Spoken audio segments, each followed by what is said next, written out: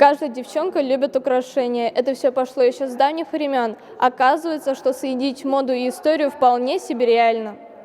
В культурном центре Атайсал проходит мастер-класс по изготовлению брошек в этническом стиле. Мастерицы студии Сальтер помогают ученикам школы 126 рукодельничать и знакомиться с традициями башкирской культуры. Давайте начнем с истории. Значит, с чего начинался нагрудное украшение? Это платье имело вот здесь вот разрез. Раньше пуговиц не было в 17-18 веках, тем более среди башкир.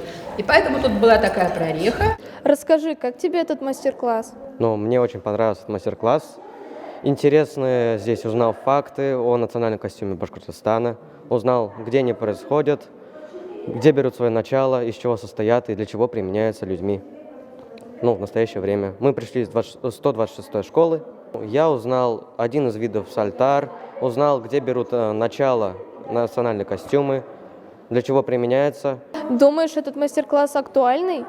На мое мнение, кажется, конечно, актуален, потому что память о предков, которые надевали национальные костюмы, всегда должна присутствовать у нас. Радомир, ты первый раз шьешь? Конечно, нет. Мы часто шьем в школе, но именно шитье национальных костюмов у меня первый раз. За час ребята должны сделать вот такие симпатичные броши-нагрудники. Школьники расшивают свои изделия, как принято испокон веков, красным бисером.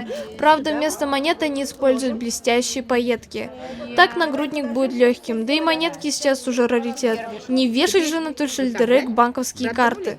Настя, что ты узнала нового на этом мастер-классе? Как делаются брошки нагрудные, украшения, какие они тяжелые. Ты бы носила эти нагрудные украшения сейчас?